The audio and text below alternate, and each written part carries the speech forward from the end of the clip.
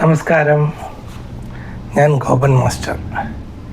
ഇന്ന് നമുക്ക് ഒരു പുതിയ വാദ്യം പഠിക്കാം. മൃദംഗം എന്ന് പറഞ്ഞാൽ മൃത് പ്ലസ് അംഗം എന്നാണ്. മൃത് എന്ന് പറഞ്ഞാൽ ഭൂമി, മണ്ണ്. ആദ്യകാലങ്ങളിൽ ഈ കുറ്റിക്ക് പകരം മണ്ണുകൊണ്ടാണ് കുറ്റി ഉണ്ടാക്കിയിരുന്നത്. അതുകൊണ്ടാണ് അതിന് മൃദംഗം എന്ന് പേര് വരാൻ കാരണം. മൃദംഗത്തിന് രണ്ട് ഭാഗമുണ്ട്, രണ്ട് സൈഡ്. ഒരു സൈഡ് വലംതല. വലംതലയിൽ ചോറുണ്ടാകും.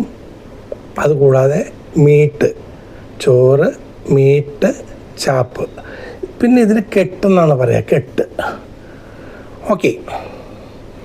പിന്നെ അതുകൂടാതെ ഇടതുവശം, ഇതിന് ഇടംതല എന്നാണ് പറയുക. ഇടംതല. ഇതിന് തൊപ്പിത്തോല് എന്ന് പറയും, തൊപ്പിത്തോല്.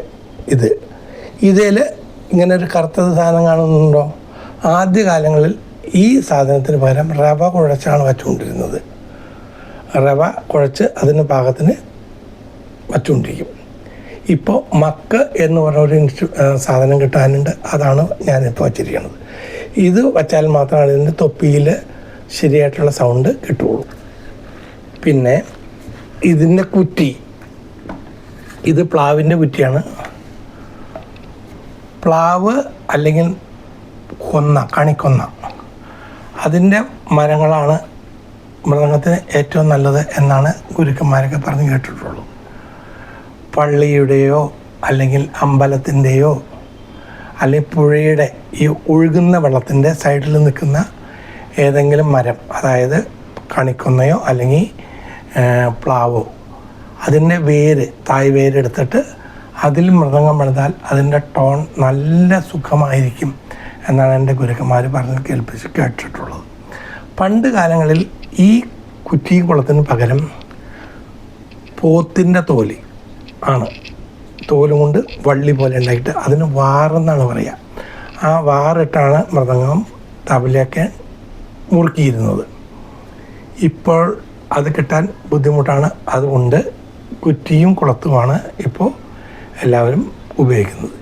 ഇതിന് പറ്റ് കവർ എന്നാണ് പറയുക. പറ്റ് കവർ ഇങ്ങനെ വച്ച് കിട്ടും, കാണാനൊരു ഭംഗിക്കും. അതുമാത്രമല്ല, കാലയിൽ വെച്ച് വായിക്കുമ്പോൾ കാലിന് വേദന എടുക്കാതിരിക്കാൻ വേണ്ടി അത് ഉപയോഗിക്കും.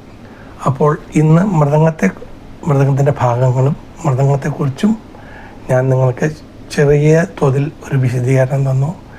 താങ്കൾക്ക് മനസ്സിലായി കാണുമെന്ന് വിശ്വസിക്കുന്നു. എന്തെങ്കിലും ഡൗട്ട് ഉണ്ടെങ്കിൽ കമൻറ്റിൽ ചോദിച്ചാൽ ഞാൻ പറഞ്ഞു തരാം. അടുത്ത ക്ലാസ്സിൽ തുടങ്ങി ഞാൻ മൃദംഗത്തെ പഠിപ്പിക്കാൻ തുടങ്ങാം. മൃദംഗത്തിൻ്റെ ആദ്യ പാഠമായ തത്തി ധ്വന്നം, അതാണ് ഞാൻ പഠിപ്പിക്കുന്നത്. നിങ്ങൾ എന്ന് ക്ലാസ്സിൽ വരികയാണെങ്കിലും ഒരു ബുക്കും പേനയും നിങ്ങളുടെ കയ്യിലുണ്ടാകണം. എഴുതിയെടുത്താൽ മാത്രമേ നമുക്ക് പിന്നീട് റീകളക്ട് ചെയ്യാൻ പറ്റുള്ളൂ. അതുകൊണ്ട് എല്ലാവർക്കും നല്ല ദിനം നേർന്നുകൊണ്ട് നമസ്കാരം. ഗോപൻ മാസ്റ്റർ.